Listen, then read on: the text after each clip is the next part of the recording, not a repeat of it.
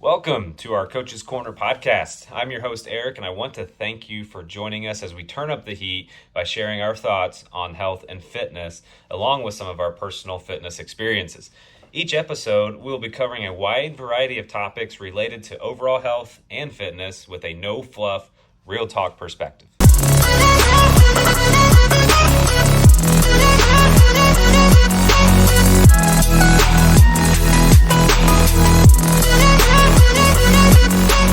Welcome, everyone, to this episode of Coach's Corner.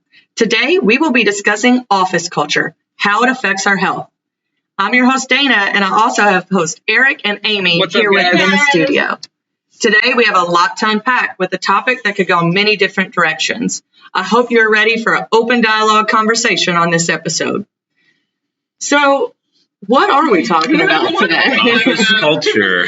This can be a difficult one that, we can go down rabbit holes, we can go in many different directions, and we actually kind of plan on it. So bear with us. But I think where we have to start is defining what is the office these days. I mean, I wish we had the background music for the office show right now. That'd be perfect. Yeah, what is it? What does it look like after the COVID-19 pandemic? It looks drastically different from what we once thought office culture is. So, how would you guys, from what you've seen, both of you have been back in the office, in our facilities, our gyms.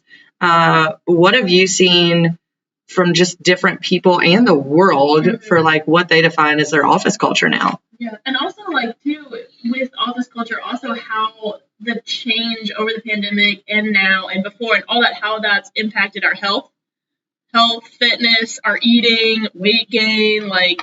It's a huge part of our lives, work is 8 hours a day, 40 hours a week at least. Yes.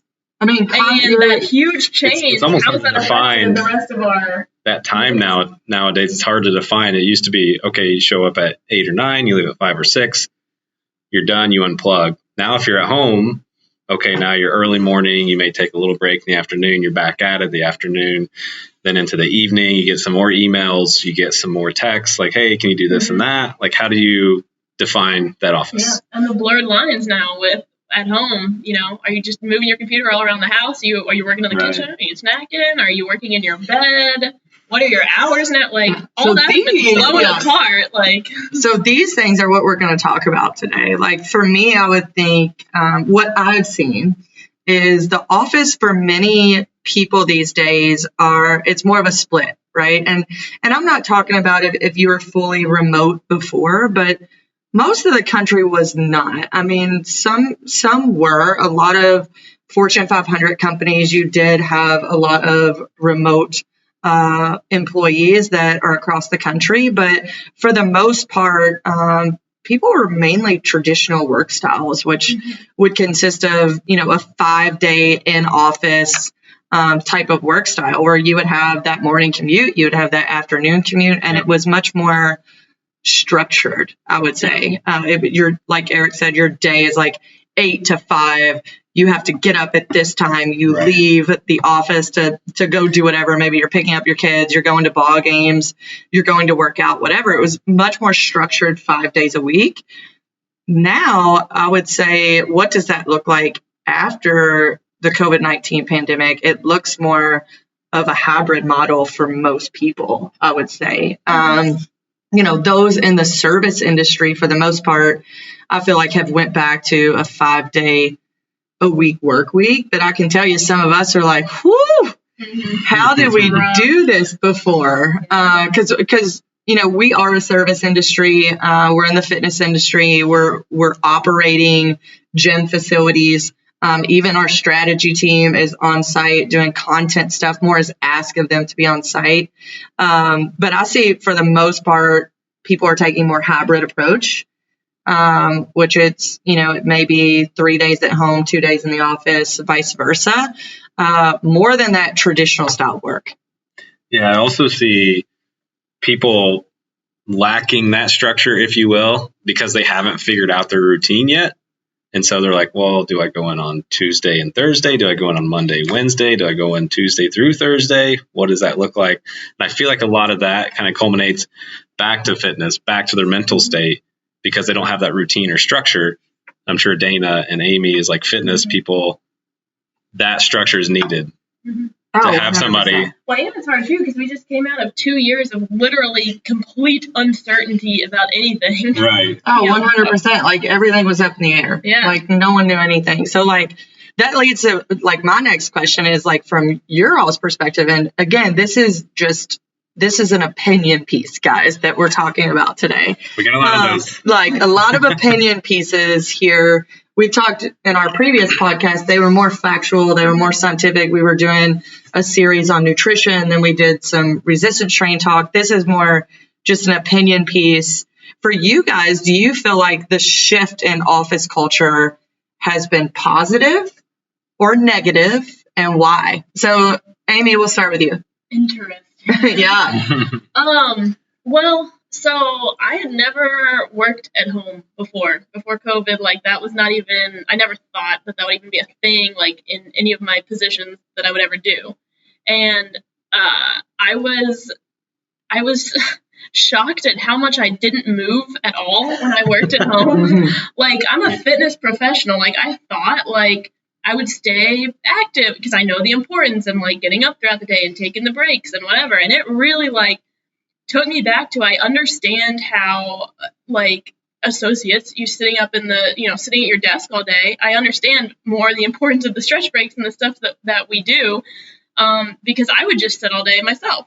Even knowing that. Yeah. Like it humbled me to truly understand what some of our Humana associates go through, or what other employees across the country that have more sedentary roles, how hard it is, like when fitness professionals encourage stretch breaks, recharge breaks, things like that, how hard it is to actually like step away for 10 minutes and go do something active. Because I was the same way. It truly humbled me. But also like, I mean, our roles are very active. Like I was always, you park kind of far away from the building. So you got to walk in. So that forces you to walk. I was, I'm walking around the gym or I'm teaching classes. It's a very active job. And then when we went work at home, I found myself maybe taking 1,000 steps a day, depending on how many times I had to go to the bathroom or how hungry I was. Same. Like I went from averaging, again, guys, I had a very active job. And this in the role I was previously in was probably the most active role I'd ever had. I may have sat for like 2 hours a day. So I would average like 15,000 steps. When we went at home and then I went into a new role, I was averaging maybe 3,000, like, and that was like actually trying. Yeah. That was like including a workout. So it really brought to light how conscious you have to be to get movement in. Like, just like an average person, a normal job that most of America has, like, wow, I was like, shoot, I get it. Why we have this obesity problem, or why people are so sedentary, or why it's hard to get yourself to the gym or get up and move during the day. Like, it really clicked for me the importance of the stuff that we do here. Yeah. Was that positive or was that negative? I mean, the enlightenment was positive, but I think the sedentariness of being at home was negative. But then, so that's like just like the fitness part of it, but also eating. Like, especially for the first months, because it was, I don't know, are we coming back? Are we not? So I didn't really like set a designated office space. So I'm like working in my kitchen. So I would, type a couple words, have snacks, and an email, have a snack, like lots of snacks for happening in your household. Yes. And then you have the stress from the uncertainty. So you're stress eating, you're not moving. It was just that was not super positive. However, I have found a balance. My new role is more hybrid, so I do have, the flexibility to have a couple days at home and having a routine back and more certainty. I have found a way to be productive at home. So I do think it is positive. You just have to be really conscious of these kinds of things, of the sedentariness, of the snacking, of that. So there's positive and negative. I think overall now on the flip side of it, I've come out more positive. For sure. But I also like people. I mean, I think that's something that we're getting into later in the podcast. So like a hybrid schedule is what I thrive in, because I need my people time. Yeah. but I like it at home. So Yeah, I think it's helped people kind of build that skill set of how to work from home, how to work from the office. So now they're productive in both areas. Mm-hmm. This is a question I didn't think of. It's going to throw you for a loop here, but maybe you have a direct answer. I don't know. Do you think how successful you are with working at home is dependent on what role you carry in your organization? Yes. And so, like, for example, someone that is, and this could be for any organization. Like for Humana, it's going to be a little bit different because they have they've done remote work for a long time. But for us, like if you weren't in a middle management to leadership positions, there could be long gaps of not knowing what you're supposed to be doing. And so then there's a lack of work there and there's a lack of productivity simply because in that role, they may not know what they're supposed to do. Right. And then your ones that are your leaders are always going to have things to do because one, they're managing their team. Yep. And two, like for us, it was like we're the ones developing the content. So like there's a ton of work to do. But for people in other roles, it could be role dependent as well. Yeah. As like you are successful working at home because maybe you're at this stage in your career where you're kind of established and knowing, I don't know, you've already evolved those skills. Right. You've already evolved those skills being in the office for so long. Right. What if you're somebody that's just coming into the workforce? Like I didn't even take them into consideration. Yeah, that's a good point. I think somebody that's new to the workforce, I think that's huge to get that guidance in that structured setting. Right. If you're at home, you're used to, whether it be college life or high school life, watching TV, playing games, being active outside with your friends, doing other stuff than what you're supposed to be doing that you're getting paid for. Yes. So you get distracted real easy. If you're in the office, you're more structured. You have somebody looking at you, looking over you all the time, and I get that too. In like, I'm just even thinking like college classes, like all the students that like started college and only did online. Like I took one summer class online, like back when I was in college, and I didn't learn anything. I didn't do anything that I didn't thrive. Yeah. I need to be in person. I need to do this thing. So yes, it would be very hard to learn a new job role. And the other thing too is like, I would have hated working at home and being on meetings with people that I had never met in person. Like it was easier. The transition was easier for me because I knew everyone that I worked with. I knew our work style. I knew our sense of humor. Yeah. We could joke. It was a good time, but I think it would be very hard to never have a face-to-face connection with the people that you're working with. You knew people's like natural demeanor, right? Yeah. Like some, my tone sometimes can come across as like really direct, but it's actually like I'm a very caring person. I'm just direct in how I'm going to present like next steps or things like that to be as clear and concise in my communication to my people. Well, that tone but if you don't know that, right, that could like be really bewildering over an email or a Teams message or a text message. Tone is so hard. To discern on what they actually mean. Are they mad at me? Especially if you don't know that person. Not? Right. And like how they enter their eye movement, their hand movements, like all that. So like it just hit me like maybe people that had already developed those skills. That's a good point. Because you talked about in college, in undergrad, you took a online course. You're much younger, right? So in my graduate program, I had a few online, so it was kind of a hybrid type of thing because I had some clinical stuff. But some of my coursework was online. However, I was in the workforce for 5 years before I went back to graduate school. I can tell you for sure there's no way I would have excelled in that type of setting unless I was mature enough to handle that. And I knew this is what I had to do. This is where I was going. I was paying for it. My parents were or anything else. And it's like, at that point, your dedication level is different and your maturity is different. So I can't imagine kids that were 22, 23 coming into the workforce during COVID and literally having, just talk about email etiquette. I usually don't know that. Like, you have to be taught that and then to go completely from just a virtual perspective and having no teacher in front of them, no one watching what they're doing. I'm not sure they were real successful at finding like how to be productive in that setting.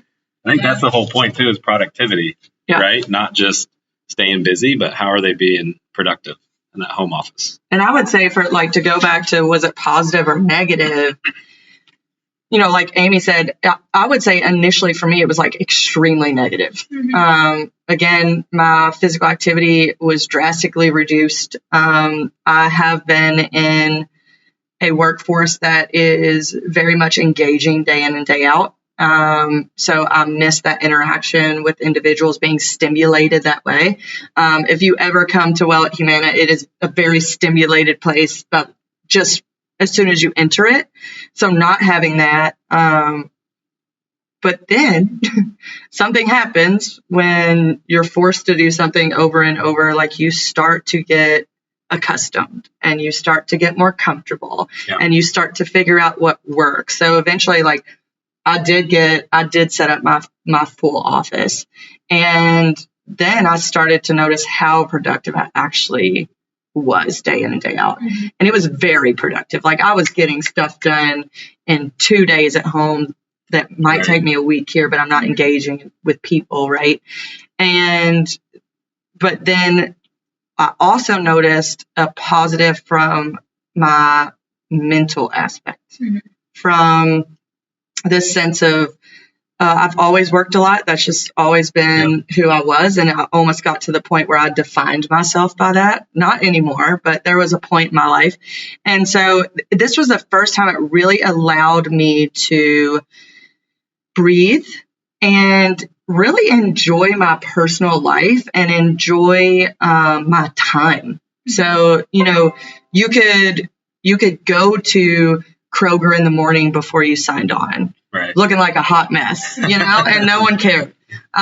You could do all of those things where now, you know, it takes you 45 minutes to get ready, and then you got to drive 30 minutes to work, and then you are there all day long. And like, you don't get to, you literally feel like you have 1 day a week, which I think is like midday Saturday, where you feel like you have to yourself. And for the first time in my adult career, I felt like I had some breathing room that way, where it wasn't all work all the time. And I think from that aspect, that was a positive socially. But there's also some negatives with that interaction, right? For sure. I know when I first started working from home, this was during COVID, basically like a couple months right after COVID started, and they shut down all the businesses. So basically everybody went to work from home.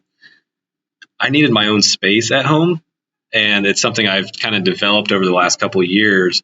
I need my own creative space. So at home, I have my monitor set up with the desk, with the window right here, and I know the little pockets where I'm at. If I'm doing design content, I will sit at my desk with all the monitors, because that helps me. I have a whiteboard there at the window. If I need to write copy, I'll go sit somewhere else. If I'm doing emails or anything else, I'm usually sitting outside. So that kind of helps me at home. That was a positive for me. I could go to those different spaces. Now, when you come in the office, it's usually one spot and it all looks similar everywhere you go, right? You have the desk, you have the cube walls, whatever. So that was my experience from it. I do think you have to find like what works for you, but I'm with Amy on like the hybrid schedule. So currently right now, I can't really do that. I'm in the office 5 days a week because I'm more operation focused. But I think the hybrid schedule, I think most people are learning, is like, if you can do it, is really the sweet spot. So like, let's talk about, I want to bring us back to like overall health. We touched on, you know, physical health, mental health, emotional health. A lot of times people tie mental and emotional together, but they're not exactly the same thing. I want to talk about some like research data surrounding that. And has the change in office culture after the COVID-19 pandemic affected overall health? And I think you guys know the answer to this. This has just been fact. I want to give you a little tidbit of just research data in the early days of the pandemic, and think about probably how it's worsened over time as people have gotten accustomed to this lifestyle. It says a review of more than 19 million daily step count measurements taken by smartphone users worldwide found a wide range of variance, with some regions dropping nearly 50% in 1 month after the declaration of going to lockdown. So our steps declined by 50%, and then an average daily increase by 5.5%. So an average of 300 steps a day per individual or more. And it grew over the length of the lockdown to 27.3%. So 1,432 steps people were losing on a consistent basis. Yeah, I can see that. And, we already had a problem in our culture with the obesity epidemic is, and this only, we talked about this one episode. Think about this for a moment. If we really wrap our head around it, is like, you went from a traditional work style of 5 days a week. We work downtown here in downtown Louisville, Kentucky. So we walk usually like 5 blocks into work. We'll walk 5 blocks home. That's easily like 2,000 steps each way. And then we have active jobs, but say you don't even have an active job. You're getting up, you're going to the bathroom, you're going to the cafeteria, walk to lunch, things like that throughout the day. A lot of people will do like a full loop of the block during a break or something like that, with a friend to like mingle and get outside the cubicle or whatever. We went from that to like a very strict lockdown where your mental health was at like, it was going crazy. You had never experienced this before. You were completely isolated. You were scared. There was a lot of fear. There was a lot of unknown. You didn't know what would happen. Financially, things started to happen. Gyms were locked down, so you didn't have that escape. You weren't walking. So everything was impacted in your overall health in a negative aspect, at least initially, where individuals that may have gained 20 pounds. That was super easy to do in that short amount of time because your world drastically changed from your day-to-day life. Right. So let's talk about some mental and emotional things that you guys found when looking through the impact of COVID-19. Yeah, so there's a lot out there. And if you guys research this, you'll see from both spectrums. So you'll see the positive, you'll see the negative of some of the mental health factors that played into COVID and the new work styles. And a study from the Mental Health America surveyed 17,000 employees and found that employees in unhealthy workplaces are likely to experience higher stress and lower engagement. And these feelings actually spread throughout the workplace, negatively affecting workplace culture. So my question to you guys is, what would be an unhealthy workplace? I know we're talking about fitness, but this is unhealthy as far as the mental and emotional aspect. And does this push people to want to work more from home? If they come into the office, they're like, wow, so-and-so's being so negative. I can't stand them anymore. I'm not coming in. I don't know how to personally talk on this because I've always loved culture. I know. Right. I've always loved the people I work with. Like, I can't wait to come. Like, I even come in on the days I don't have to come in just because I like to see people. So, but I know that's not the case across the board, especially from like just all the memes out there of people hating their bosses. I've been in work cultures before to where people are literally yelling F-bombs at each other, and it's just tough. These people can't be fired because they're the owners, but I think what Amy said, like, I can't necessarily relate, and I think thankful for that is that, but I also think the fitness industry is a little bit different because the culture in the fitness industry is a little bit more relaxed. It's it's fun. What you're doing is fun. We always say we should be the best hour of someone's day, and like we very much represent that in the way we work together as a team. That we laugh a lot, we joke a lot, but when we need to get down to business, it's down to business, and we get it done. But I don't think a lot of more corporate settings are necessarily like that. It's business all the time. You get the corporate lingo. Yeah. Circle back. And do you think these 2 years off, if you will, do you think that plays into people not being able to socialize as easy as they used to be with their office mates? I think it's like almost allowed them, like, I don't want to, and I'm not going to. Yeah. I think it's one of those where it's like, day-to-day interaction for some people, like, can be difficult. It can be uncomfortable, no matter how much Susie sitting next to you. Like, if you don't have, and I think that's why the fitness industry gets along so well usually, it's because we all have like one common thing that we're really passionate about. Like, everyone in the fitness industry is passionate about fitness. A lot of people in corporate settings aren't necessarily passionate about what they're doing, so they may not have anything to connect them with the person next to them, right? So we get off on tangents talking about the shows we're watching or whatever, but like, we still have something at our core that we're the same in. So like, you may sit next to Sally for 10 years, but like, you literally have nothing in common. Right. And it could be a person that doesn't quite like small talk or things like that. So that's exhausting to them. So they don't have to do that anymore.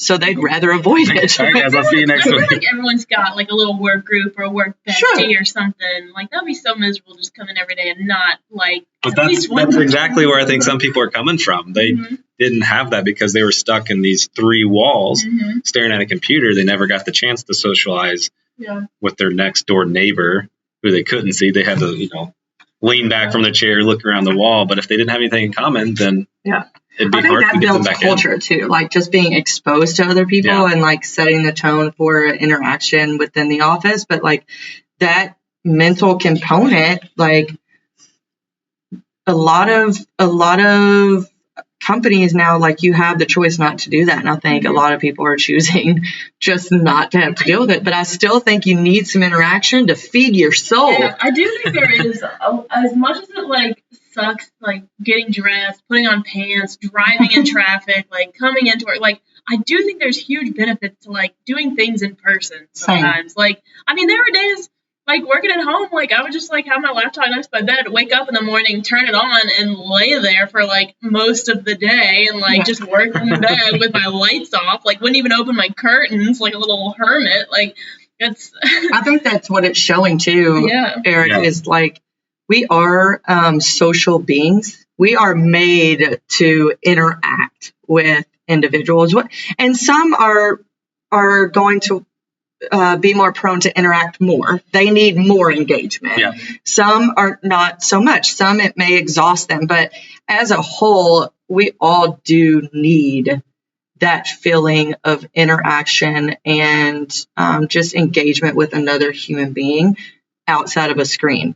Well, it's funny what Amy said. The top 2 factors from this study showed that work-life balance and commute-related stresses, so driving, traffic, all that BS, are the 2 factors why people didn't want to come back to the office. What was the first one?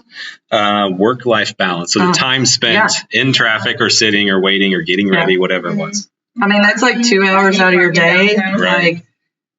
Like, that's 2 hours out of your day. And for a culture that is historically and getting more and more so just busy all the time, that just helped. It helped with like literally mental health and it's just what I said, like going back to just being able to breathe. Like, I could go to the grocery store at lunch and I didn't have to do that at 7:30 at night when I'm exhausted. Or on your day off, get all your chores done. I think it's also kind of depressing though to just be in your house all day and not like, there's something maybe mentally stimulating, I don't really know what the word, but like to get up and get dressed and leave the house to look nice and go somewhere. Like, I mean, like all my days blended together at home. Like, there were some days I didn't change. I didn't change. I mean, I probably wore the same clothes for two, maybe three, I don't know. My pajamas love I'm not, I wear my same pajamas through the day. Like, there's something about like. There is, and there's something to structure. You feel more accomplished. Yeah, I feel more comfortable in that environment. I feel more because I can crank my music up. I can get to work, be in my spots, and I'm good to go. I do think I will say this. I do think so. Eric is a creative. Okay, so Eric does like our marketing, our design stuff. So I do think from a creative standpoint, being able to be in your own space and being able to work the way you need to work to channel your creativity is actually very helpful. And that's difficult to do, especially we have shared spaces. We work from shared spaces. So that's hard to do in an office full of people when you're being creative. So Amy, I know you pulled some stuff on more like emotional health and mental health. What did you find from, or you may have just found some statistics on weight gain, things like that? Yeah, so mine was more, I was curious about the weight gain because people were joking like, I'll put on the COVID-19, like the freshman 15. So I was curious if that like really was a thing, and so I found this study from Harvard Health where they looked at 15 million patients and their weight changes the year prior to COVID, after COVID, and it turned out that 39% of the patients did gain weight during the pandemic. And then they defined weight gain as above normal fluctuation of 2.5 pounds. So almost 40% of people gained over 3 pounds. About 27% of them gained less than 12.5 pounds. So, not quite that COVID-19, but there were still 10% of people gaining over 12.5 pounds and then 2% gaining almost 30 pounds. I mean, even the 12 pounds is 6 pounds in a year. Mm-hmm. Like that starts to add up. Like if you're going that rate for 5 years, you're gaining 30 pounds. Yeah. And if you don't have 30 pounds to gain, like that's putting our country as a whole, like even further into that scary obesity epidemic that we're already fighting. So it was almost like if you didn't take drastic measures to allow this not to happen, it was by and large going to happen. Yeah, and it's a mix of the increased stress. Yeah. So you have the additional cortisol, the stress hormones. You're eating more. You're stress eating. You're staying in. All those things we talked about. Not getting. You're losing 1,200 steps or whatever a day. Not going to the gym as much or at all when they were closed. Working at home.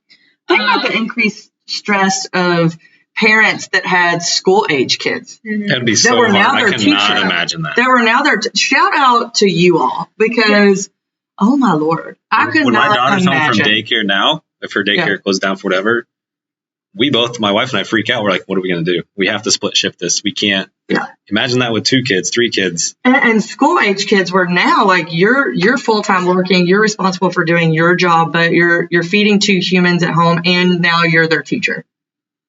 Right. and they're going through drastic changes too. So like, you probably gained some weight, but like give yourself some grace. Right. They're back to school. Now is the time to get back on it. Mm-hmm. And now you can make that choice to move forward. Like I could not imagine going through those 2 years having to deal with that. The amount of stress alone. Well, how has that affected office culture? Because you have your kids popping in the Zoom meetings, right? Like they have to be a lot more relaxed and whatnot. I mean, I almost think that kind of added to a positive of office culture, right? People got to see the real you. I think that see your family. I think that's such a good point. It's like so many times, again, not our culture in the fitness industry, but people don't really get to see who you are. Yeah. It's just this, and because of that, there's like this lack of empathy.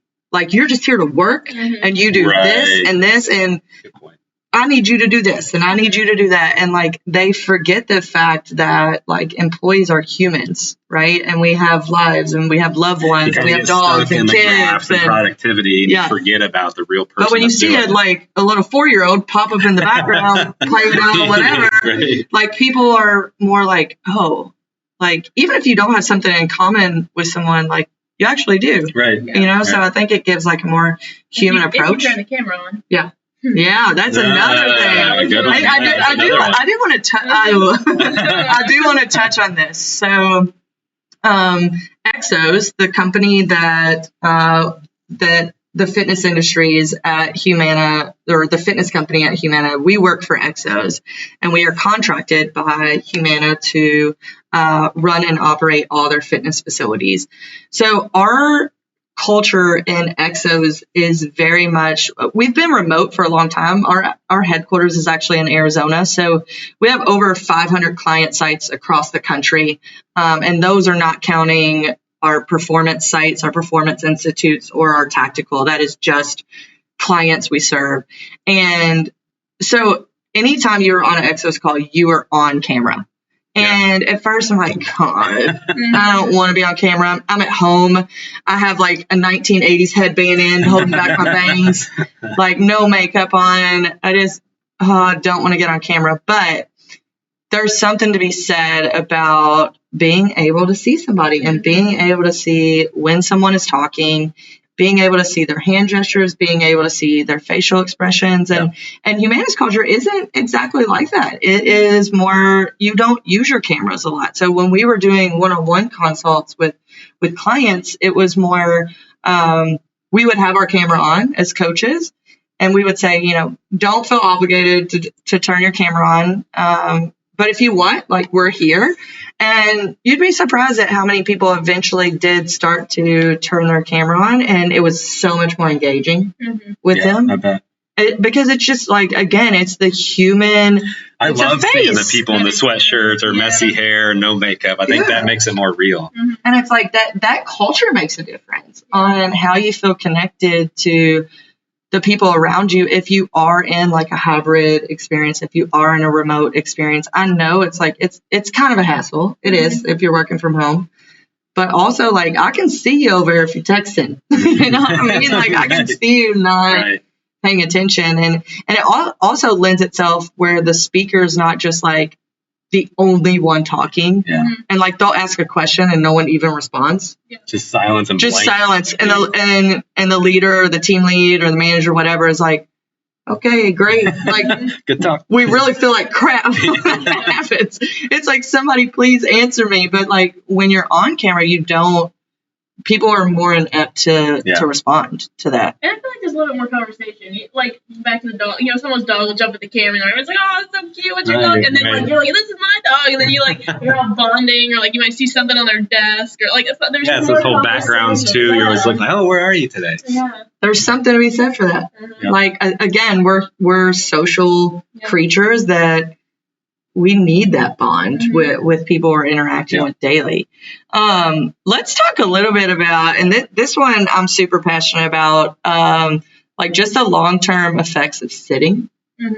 Like this is my 6th meeting today, so I have been sitting like all day. So even people in the fitness industry, like, I mean, we're not outside of the norm here. Like we're sitting a lot too. And what we've seen over time, and I think the general public has got more accustomed to this, is they're starting to see aches and pains, back pain, hip pain, shoulder pain, neck pain, where they're like, what's happening? And it's like, well, our culture has shifted from an industrial worker who is standing and moving their body to someone who is sedentary at all times. And what's happening there is the human body's going to be largely impacted because of that. Let's talk about some of the body parts that are impacted. Would be drastically the front of your hips, because what's happening is, you know, those are shortened all the time. So you're sitting, your feet are on the floor, though your hips are shortened. So basically if something is shortened, something has to be lengthened. So what's happening is the lower back, like the muscle right above, like the lower back and right above your butt, is constantly lengthened. So the front becomes tight. So the back of your hip or your butt or your back is overworked because it's lengthened. Same thing with your shoulders and rounding, right? Your chest is tight because your shoulders are constantly caved in. So your trap and your mid back are elongated, so they're overworked. So same thing with your neck, like forward head positions, things like that. So, you know, it's something that we offer like recharge breaks. We mentioned them earlier, but that's something that can be really useful to teach you how to get in proper positions and how to kind of combat those things that are happening to your body as we sit all the time. We mentioned earlier just like ergonomics. So what was your situation like when we first went to work at home? Yeah, mine was this: a laptop on the desk, looking down, so my chin was like tucked into my chest the whole day, and I noticed my neck started hurting. So I went on Amazon, got like a $30 little laptop platform. So now it sits eye level, and then got a keyboard and a mouse to go with it. So that way I'm not looking down anymore. I'm looking straight ahead. My neck's not all jacked up the rest of the day. That's what helped me out. Yeah. I was sitting on a kitchen table like a shrimp. Yeah. Just curled over. Like I was on Were you on a stool? Were you on a stool? Yeah. That's too good. Yeah. Well, like none of my tables and chairs align in any way at all in my house. But I did buy like a lap desk for the couch for a while, and then I eventually did get a desk set up with a better chair. I like sitting on exercise balls too. Mm-hmm. I feel like that helps me like. I can picture you just going bouncing up and down. down. I sit up straight. Strengthening your core. Yeah, strengthening my core. I'm like moving a little bit, so I'm not just like stationary. Oh, I moved all over the microphone. Yeah, so I like that. But yeah, at first, no, it was awful. I was just hunched. Yeah, I was at a bar stool that was like tall, and my like island was shorter than the bar stool, so it was hunched over. I did that for like a month, and I was like, no, like my neck and my traps hurt so bad. I felt like my head weighed like 12 pounds, like just bobbing everywhere. So I did finally get like an office space set up, like a real computer chair, a desk, like had all my supplies. And I mean, we were home for 2 years, and it drastically improved my ergonomics and how I was sitting. So like, that's something I would advise. Like if you're completely remote, like goodness gracious, invest in a desk. And even if you're hybrid and you're like, oh, it's only 2 days a week, 2 days a week for years on end, that's 8 hours a day plus eight hours plus that you're sitting like that. Like that's going to have a very negative impact on how you're feeling day in and day out. So I also too, like one of my countertops in my kitchen is like standing desk level, and I know I use that sometimes to like stand up at it. So like a standing desk is also good. So you don't have that constant. Well, you see those new I don't know what you call them, but you can put them on top of your desk that you have now, and it raises higher so you can stand up. So you don't have to go spend $1,000 on a new stand-up desk. So, in your opinion, remember this opinion piece.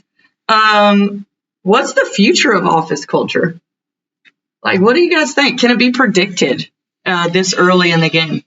I mean, this early, this is year 3, but like, what's it look like in the future? It's interesting too, because you have this younger generation coming in that I don't think will accept like typical cube, you know, like our grandparents or parents or whatever. Like, so that will be interesting. You know, they like. You know what I picture? Like so, you have all these cubes, right? And you know the silent disco stuff that's been popping up. Everybody's just listening to the jam, and all of a sudden, everybody hears one that they love, and their heads just pop up, and everybody's going at it together. But I feel like work styles are more collaborative now, and like you know, like the younger generation wants to socialize more, and they want the workplace to be chill, and you know, writing on the glass walls and the cool, comfy. Like Humana's done a great job with their new spaces. Oh, they're beautiful. Like the exchange is awesome. Like that third floor. Like I feel Waterside 1 and 2. Like it's absolutely beautiful. It's moving toward that. Like sitting on beanbag chairs on the floor, and you know, whiteboards, creatives. Like I feel like that's what it's moving to. Like for an in-person type culture. I can't really speak on, you know, will people start coming in? Will that be enough to get them to come back? Will work at home be, you know, the new standard that people want?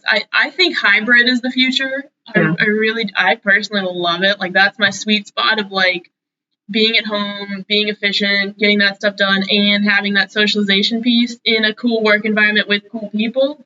Like that's what I like most. That's my ideal work environment. I don't know if that's the future or not, but that's what I like. I like look at what's the service industry do though? You still got to be there, right? You still have to be there. I see. So for office culture, not service industry, I see the virtual Zoom being the VR headsets. Oh, you're going real virtual. So I don't know if it's going to be metaverse in the future, but right At now, that point, do we need to strap things? Yeah. right now, I mean, I see it going that way. There's a lot of people that are putting a lot of money into to invest in these spaces, this virtual real estate, to get their office culture and people still together, but separate, if that makes sense. Yeah. Which I'm just gonna, people might hate me for that, but I hate that. I do. I really do. Like, I think it has a purpose. I know there's some fitness companies also working on this so that you can compete in virtual cycle events. But I'm you're just not gonna actually say there. there is nothing. There is. But you got somebody from nothing West like, Africa riding with somebody here in Louisville. True. Like, Cool. you're bringing together. It's cool, but there is nothing like an in-person group exercise class. There's nothing like it. The way, like how amped you are during, there's just, and there never will be. So if they can get it to that level, would you be there? They won't. They won't. There's nothing that can replace that. But where I think the future is going is more like Amy said. It's more of a hybrid approach. But I do think spaces are going to go to more trendy spaces, open, collaborative spaces. I think what you're seeing is your younger generation, and I'm including millennials in this, like your middle-aged millennials and younger, they want to ideate. Like they want to have ideas. They want to create. So it's more of a like an ideation and a creation space where they can create and collaborate and then do the work that they took from that home to actually start like logistics of it is more what I see. And that would be my ideal work. I like that. I think that would be really good. It's like, because what's wrong is what I see for me is like, I'm in a traditional setting right now and we do a lot of ideation and creation, but then great, we're leaving this meeting. We may have had a brainstorming meeting for 4 hours and it was fantastic. You're amped, you're pumped. Yeah. And then you go back and there's no time to like actually work on what you just talked about and put it into fruition, like put it into action because you're doing 80 million other things. Now you got 2 other meetings stacked behind. And so there's no time to actually do the work and like plan the logistics and plan action items because you don't have the downtime to like think and process. Yeah. All right. Last couple things we're going to do. Tips for improving overall health in our current office culture, which we've mentioned is either remote, hybrid, a very few traditional. How can we incorporate movement throughout the day? This is something that I'll tackle. I think something I've learned is like put it on your calendar. If it's not on my calendar, I'm not doing it. Yeah. First, you've heard us say it first. Like start with the self-awareness and the consciousness of the lack of movement. Make it a goal to increase movement. Okay, now you need an action item. So the first action item I would do, place it on your calendar. Like 10 minutes on like a down period gap, whether that's like, 11:45 and then 3:45. Like 10 minutes, block yourself out. And when it pops up, go on a walk. Like you're going to feel really bad when you don't go on a walk. Right. So that would be mine. So Amy, tips for eating. Oh man, you really? Yeah, I'm gonna go there. I think it's important to not have your office space in the kitchen. That's what I learned. Also, still meal prep and still plan out your food when you're at home, so you don't find yourself grazing all day or ordering some DoorDash or whatever. Like, still have a plan. Don't fall off of that. But also, like, when you are at home, you have a little extra time to cook a healthy breakfast in the morning, because you can kind of do that as you're starting out in the morning. So, like, some eggs or some toast, whatever. Like, you do have a little bit more flexibility to prepare yourself healthy meals at home. So that's probably my main tip there. And just watch the snacking and grazing. That was stay away from the snacks. Yeah. Eric, work-life balance. Ooh, that's a good one. So I think this is tricky. You definitely want to separate the two, but at the same time, it's if you're committed to it and you're producing and you're getting a lot done, I think that makes it easier to turn it off. If you know that you're not probably doing what you're supposed to be doing, then you may feel obligated to answer those emails or phone calls after hours. And it's like, I'll say one on this is, and I hear a lot of people like they are doing a ton of work. It's just being asked and more asked and more asked. Right. This is really hard to do. And a mentor told me this a long time ago. And when they first told me this, I was like, well, I can't do that. I'm not in a position to do that.